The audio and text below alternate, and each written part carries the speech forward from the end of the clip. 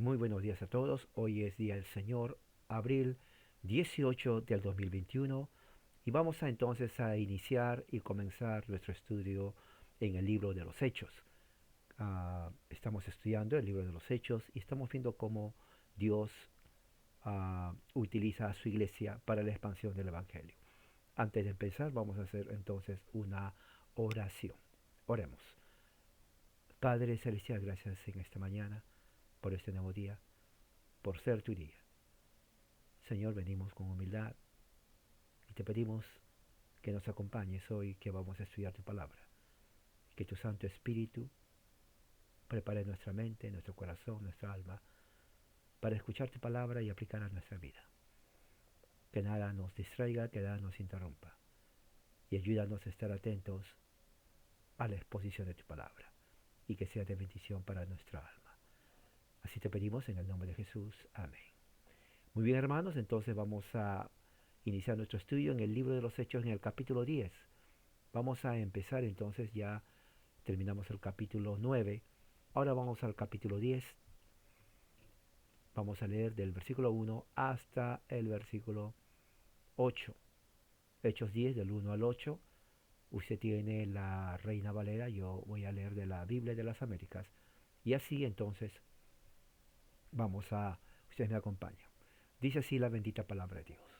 Hechos 10 del 1 al 8 dice: Había en Cesarea un hombre llamado Cornelio, centurión de la cohorte llamada la Italiana, piadoso y temeroso de Dios con toda su casa, que daba muchas limosnas al pueblo judío y oraba a Dios continuamente. Como a la hora novena del día vio claramente en una visión a un ángel de Dios que entraba a donde él estaba y le decía: Cornelio. Mirándolo fijamente y atemorizado, Cornelio dijo: ¿Qué quieres, Señor? Y él le dijo: tus oraciones y limosnas han ascendido como memorial delante de Dios. Despacha ahora a algunos hombres a Jope y manda a traer a un hombre llamado Simón, que también se llama Pedro. Este se hospeda con un curtidor llamado Simón, cuya casa está junto al mar. Y después que el ángel que le había hablado se había ido, Cornelio llamó a dos de sus criados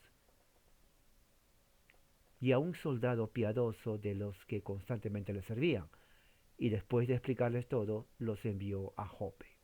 Hasta ahí va a ser nuestra lectura, porque ahí vamos a empezar entonces nuestro estudio, que es todo el capítulo 10, que tiene que ver con este personaje Cornelio y también Pedro. Eh, Cabe destacar que la semana pasada estuvimos estudiando en el capítulo 9 de Hechos la conversión de Saulo. Ananías visita a Saulo, Saulo predica en Damasco, Saulo escapa de los judíos, Saulo en Jerusalén, la curación de Eneas, la resurrección de Dorcas. Esto ya es a través de los viajes de Pedro. Vimos cómo Pedro hace su labor apostólica en la parte de Samaria, con dos milagros: la curación de Eneas, que estaba postrado en cama por 8 años, era paralítico, y que en el nombre de Jesús recibe sanidad, y la resurrección de Dorcas, de la ciudad de Jope, que era un puerto, que ya tenía días. Expliqué que no podía tener más de 3 días, y que cuando Pedro llegó, él pidiendo al Señor, esta mujer Tabita o Dorcas, que traducido al griego es Dorcas, vuelve a la vida. Entonces esos dos milagros, esas dos señales hace Pedro en esa región. Y luego entonces de ahí vamos al capítulo 10, con Pedro en Jope, ¿no?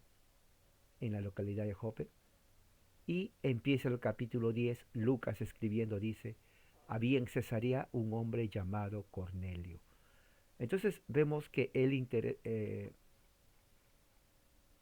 presenta a un personaje llamado Cornelio, pero primero dice había en Cesarea. Aquí en Cesarea era una ciudad, vamos a hablar un poco para poder eh, localizarnos, era un puerto marítimo al norte de la provincia de Samaria, ¿no? Un puerto marítimo al norte de la provincia de Samaria que daba Cesarea.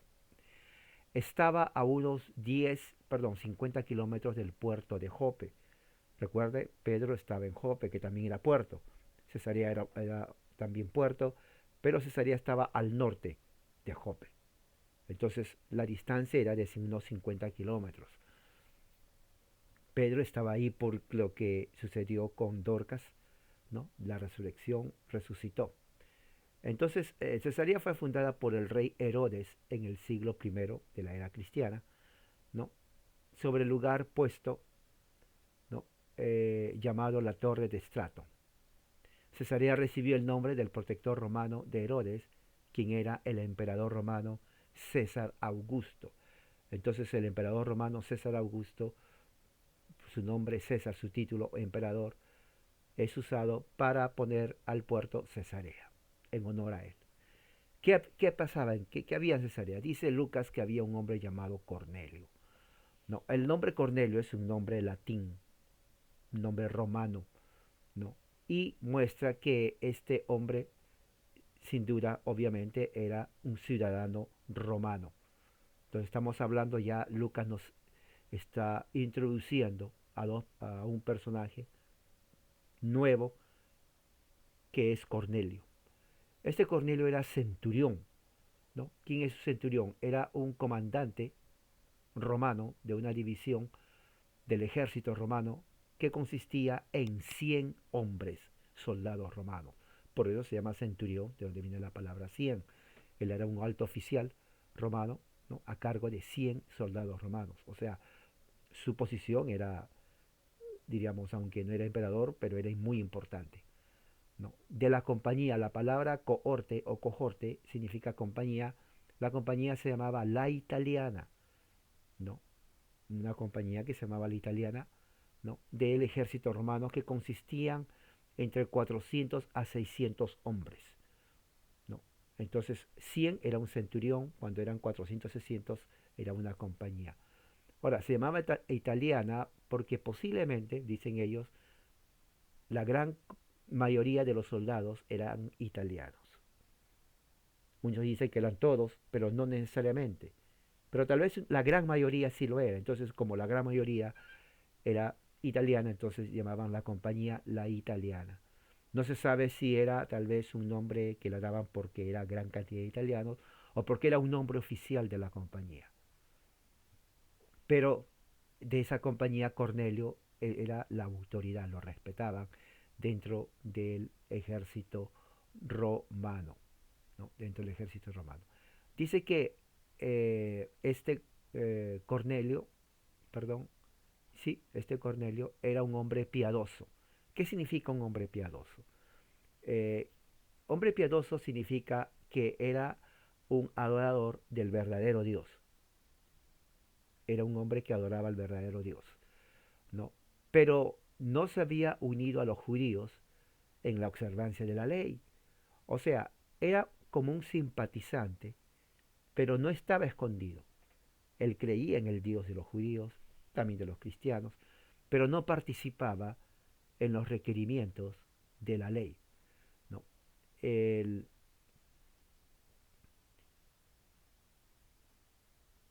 Muchos dicen que era un prosélito, y en realidad sí lo era, ¿no? Porque era romano, pero que por alguna razón, no nos dice cómo y por qué, llegó a interesarse de la religión hebrea y llegó a creer en Yahweh, ¿no? Llegó a creer en Yahweh. Dice que también era temeroso, ¿no? De Dios con toda su casa. Entonces la palabra temeroso viene de la palabra griega fobo, o sea, miedo, pero era un miedo de reverencia. Era un hombre reverente. Entonces de ahí ya nos estamos viendo de que Lucas está hablando de que era un hombre muy educado, un hombre que, con buenas costumbres, con buenos modales, tenía gran ética, este hombre romano, ¿no? Y él con toda su familia servían a Dios. O sea, aquí está el concepto del oikos. Oikos es una palabra griega que significa casa, familia. Entonces, el concepto era pactual. Él con toda su familia servían al Dios verdadero. Ahí está el hecho. Entonces, por eso que no es raro, no, no era raro en el mundo neotestamentario que la religión del hombre era la religión de los demás. En la mayoría de los casos. En este caso es así. Cornelio era temeroso de Dios con toda su casa. ¿Por qué es importante esto? Por el concepto del bautismo, ¿no? Cuando alguien se bautizaba, en este caso el padre, si aceptaba la fe en Cristo, él y toda su casa creían y se bautizaban. Si había niños, también se bautizaban. Porque ese es el concepto del oikos. Oikos significa casa, ¿no? Yo y mi casa serviremos a Jehová. De ahí viene. Entonces, el, este soldado romano, que era piadoso, temeroso de Dios, entonces tenía a su familia en sujeción y también creyentes en Yahweh, ¿no? Ahora, esto es muy importante porque nos hace ver de que inclusive en altos rangos del Imperio Romano ya habían soldados que antes de ser cristianos aceptaban la creencia en Yahweh, en el Dios hebreo, ¿no?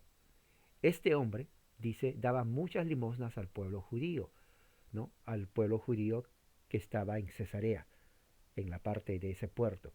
Recuerde que esa parte había muchos judíos, una gran colonia judía allí, y él, siendo creyente en Yahweh, era lógico que utilizaba parte de su riqueza para dar limosna a los judíos. Recuerde, esa parte era una parte muy pobre entre la colonia judía, y él, por amor a los de su fe, judíos, él también creía en su Dios, daba limosnas a ellos, ¿no? Y eso era muy bien visto dentro del judaísmo. Eh, y su familia también estaba ahí, como hemos dicho.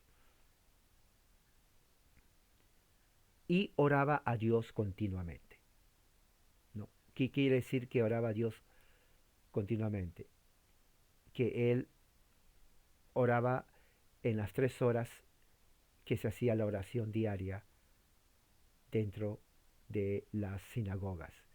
Él iba en las mañanas e iba en la tarde, también tal vez a ofrecer sacrificio, ¿no? Y tomaba parte en las oraciones, o sea, era un hombre que oraba, o sea, tomó en serio su conversión al judaísmo. No nos dice más si se circuncidó, pero de hecho que era un hombre que temía a Dios, reverenciaba y oraba. Prácticamente era un hombre religioso del punto de vista hebreo, ¿no? Era religioso, tomó en serio su fe. Y esto es muy importante tener en cuenta quién era este Cornelio, ¿no? Versículo 3 dice, como a la hora novena del día, o sea, quiere decir a las 3 de la tarde, ¿no? A las 3 de la tarde, ¿cuál era la hora del sacrificio de la tarde? Las 3 de la tarde dentro del judaísmo de ese entonces era el sacrificio de la tarde, ¿no? De la tarde. Eh, Era una de las 3 horas de oración también. Era una de las 3 horas de oración. Era la hora cuando el sacrificio de la tarde se ofrecía en el templo. Entonces Cornelio había aceptado, ¿no? Como convertido al judaísmo, las reglas y los rituales del judaísmo como parte de su devoción, ¿no? Y desde el punto de vista teológico, como Pablo habla en Gálatas, tal vez él no entendió esa parte, pero al ser parte del judaísmo y tratar de cumplir la ley le estaba llevando a Cristo. Porque Pablo dice que la ley, una de las funciones de la ley, es apuntar a Jesucristo, traer al hombre a Cristo. Entonces, Cornelio, devoto judaico, haciendo sus oraciones, cumpliendo en lo que él podía los rituales judíos dentro de la ley, estaba siendo llevado por la ley a Jesucristo. Dice que él vio claramente en una visión, o sea, él no estaba en un trance, ¿no? Como leemos después, referente a Pedro, como vamos a leer, sino dice que él miró en una visión mientras estaba orando. ¿Qué miró a una visión? Dice a un ángel de Dios, con otras palabras, un mensajero de Dios. Ahora, interesante, porque esta es una teofanía, ¿no? Teofanía significa aparición de Dios, aunque no dice que el ángel era Dios, era un mensajero de Dios. Y en toda la Biblia estamos viendo que los ángeles aparecen, ¿no? Para ayudar a los escogidos de Dios. Lo vemos, por ejemplo, eh, con José, ¿no? Y María, cuando se le presenta a María y Dios y el ángel le da la promesa, ¿no? De que ella va a ser, o ella es la escogida de Dios para traer al mundo a Jesús, el Hijo de Dios. Y así, ¿no? Le vemos que se presenta también luego a José mismo cuando fueron en Egipto, en los apóstoles también. Y esto, las apariciones de ángeles lo vamos a ver más adelante de igual manera. Entonces vemos que un ángel de Dios, un mensajero, se le aparece a Cornelio mientras estaba orando en el noveno del día, o sea, a las 3 de la tarde en el templo, ¿no? Que era la hora del sacrificio, ¿no? Y cuando se aparece, ¿no? Le dice Cornelio, le llama por su nombre. Este es bien interesante este detalle, porque como vemos en muchas partes de las escrituras, los ángeles a quien se presentan lo conocen, ya sea porque Dios les dice, y no sería raro porque vemos que Dios manda dirección, o ya sea porque en su calidad de ángel hace que ellos sepan quién es quién. Entonces él sabía con quién estaba hablando. Y hay un diálogo ahí. Le dice a Cornelio. Entonces Cornelio, según dice Lucas, versículo 4, lo miró fijamente y de miedo. Entonces recuerde, como siempre digo, los evangelios, Hechos está ahí. Hay muchos detalles que sucedieron pero que Lucas no lo menciona. O lo menciona vagamente o simplemente no lo menciona. En este caso dice, mirándolo fijamente, atemorizado, Cornelio dijo. O sea, si se dan cuenta, nos dice lo que pasó. Cornelio, atemorizado, se sorprendió, pero no nos dice qué más pasó. Y yo sé que algo más pasó, porque esto es un resumen de lo que pasó. Entonces, Lucas dice que se atemorizó Cornelio. Y obviamente que sí, una persona normal que ve una experiencia espiritual, angelical, se sorprende, se llena de miedo. Y dice que lo miró fijamente y le dijo, Cornelio, ¿qué quieres, Señor? ¿No? Es una expresión, ¿no? Cuando le dice Señor, no está necesariamente diciendo que el ángel es el Señor, sino que está diciendo, en otras palabras, al ángel, estoy dispuesto a hacer tu voluntad. Eso es lo que le está diciendo. Estoy dispuesto, Señor, a hacer tu voluntad. O sea, dime, ordena, aquí estoy a tu servicio. Eso es lo que está diciendo Cornelio cuando dice, ¿qué quiere, Señor? Porque se entendía que cuando había una presentación de un ángel, o el ángel se aparecía, era porque detrás de eso estaba Dios. Entonces él va, ¿qué quiere, Señor? O sea, aquí estoy, Señor, habla, escucho, estoy dispuesto a obedecerte. Y él le dijo, el ángel le dijo, tus oraciones y limosnas han ascendido como memorial delante de Dios. Ahora, muy importante, porque de acuerdo a la ley judía, cuando uno iba al templo, tenía que llevar ya sea becerros o palomos o tórtolos como sacrificio. Bueno, vemos aquí que Cornelio no hace eso, más bien él ora. Pero según lo que le dice el ángel, reconoce las oraciones de Cornelio y las limosnas que daba al pueblo judío en Cesarea, ¿no? ¿Se acuerdan que él daba limosnas? Y Dios reconoce, aunque no llevó sus animales para su sacrificio ritual, sus oraciones y las limosnas son aceptadas, reconocidas por Yahweh, por Dios. Por eso dice, han subido, ascendido, han subido delante de Dios tus oraciones. O sea, Dios escuchó la oración de Cornelio, lo cual es muy importante porque nos indica que Cornelio era un hombre correcto, era un hombre éticamente, moralmente temeroso de Dios y de su ley. Y por eso Dios escuchó la oración de Cornelio. Versículo 5 dice, despacha, ¿no? Es una orden que le da el ángel, está en el imperativo. Cuando es imperativo es orden. Despacha ahora a algunos hombres a Jope. Entonces le está dando direcciones. En Jope recuerden que está Pedro, porque ahí está la última vez cuando hizo la oración que resucite Dorcas o Tabita. Entonces dice, le da una orden que mande a algunos hombres a Jope, donde estaba Pedro, ¿no? Y manda, dice, dos oraciones, despacha y manda. Los dos son órdenes de Dios. Y trae a un hombre llamado Simón, que también se llama Pedro. Entonces, hasta ese entonces Cornelio no sabía quién era Pedro. Pero recuerde, el plan de Dios corre así, de esa forma. O sea, no hay nada que pueda cambiar el rumbo del plan de Dios.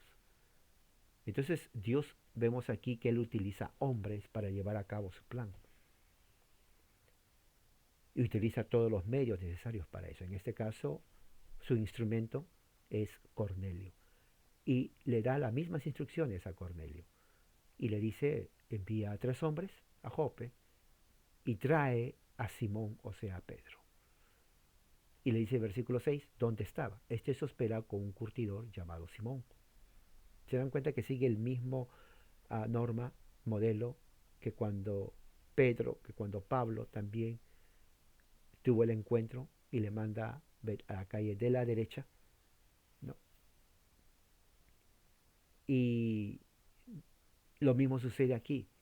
Este se hospeda con un curtidor llamado Simón. Ya hemos visto curtidores en una profesión mal vista por los judíos, porque el curtidor tenía contacto con eh, animales muertos, sus cuerpos, la sangre. Entonces todo eso no era una profesión digna de acuerdo al judío.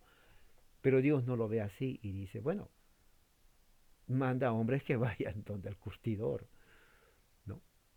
Cuya casa está junto al mar. O sea, se dan cuenta, está hablando de un puerto, está junto al mar. Versículo 7 dice, y después que el ángel que le hablaba, se había ido, Cornelio llamó a 2 de los criados y a un soldado piadoso de los que constantemente le servía, y después de explicarles todo, los envió a Jope. Ahora, bien interesante, porque dice, y después que el ángel que le hablaba se había ido. O sea, después que el ángel le da la orden, que vino de Dios, de mandar 3 hombres a Jope para traer a Pedro, que se encontraba en la casa de Simón el curtidor, ¿no? Inmediatamente Cornelio llamó a 2 de los criados y a un soldado piadoso. Recuerde, la palabra piadoso significa de un convertido al judaísmo, que aceptó la religión hebrea, lo cual implica aceptó creer en Yahweh. No necesariamente era parte activo en la sinagoga, pero reverenciaba la religión judía, creía. Por eso se llamaban piadosos. Entonces ya tenemos a 2 piadosos. Cornelio, ciudadanía romana, y también el otro soldado, se asume que era también ciudadanía romana. Entonces tanto el soldado romano y tanto Cornelio eran hombres piadosos.